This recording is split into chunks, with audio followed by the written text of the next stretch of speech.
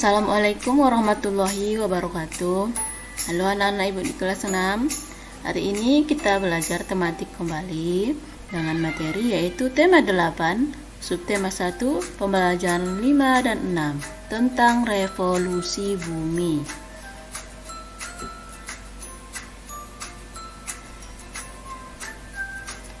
Pada bulan-bulan tertentu, curah hujan sangat tinggi. Namun, pada bulan lainnya, hujan hampir tidak pernah terjadi. Mengapa demikian? Ayo kita cari tahu bersama-sama. Saat membaca koran, Edo terlihat keheranan. Mengapa di koran diinformasikan bahwa saat ini di Argentina sedang terjadi musim panas. Namun, pada saat bersamaan di Kanada sedang terjadi musim dingin. Mengapa terjadi perbedaan musim di antara negara-negara di dunia? Anak-anak, perhatikanlah gambar berikut ini.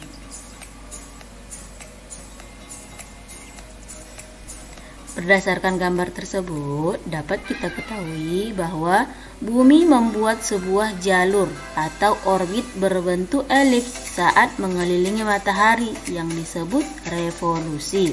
Jadi anak-anak, revolusi itu adalah bumi mengelilingi matahari. Yang kedua, jalur ataupun orbit ini ditempuh dalam waktu 1 tahun untuk 1 putaran. Jadi kala revolusi bumi adalah 1 tahun. Selanjutnya, selama setahun, belahan bumi utara dan belahan bumi selatan secara bergantian menghadap dan membelakangi matahari, sehingga terjadi perbedaan musim. Akibat revolusi bumi terhadap matahari, negara yang berada di belahan bumi utara dan selatan setiap 3 bulan sekali mengalami perubahan musim.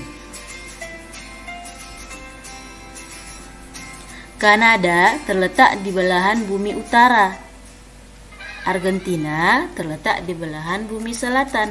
Pada saat matahari memanasi bumi bagian selatan, Argentina mengalami musim panas.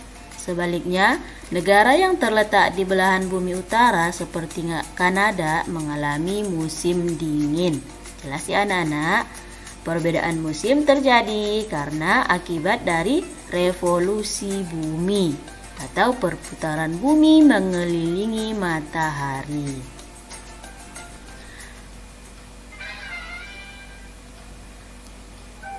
Nah anak-anak, berdasarkan gambar yang tadi, ataupun kalian bisa mencari dari sumber lain, lengkapilah tabel berikut ini. Tabel berikut ini merupakan tabel pembagian musim di wilayah belahan bumi utara dan bumi selatan.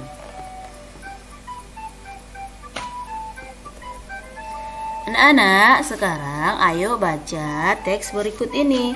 Teks yang berjudul Keadaan Alam Indonesia. Baca dalam hati ya.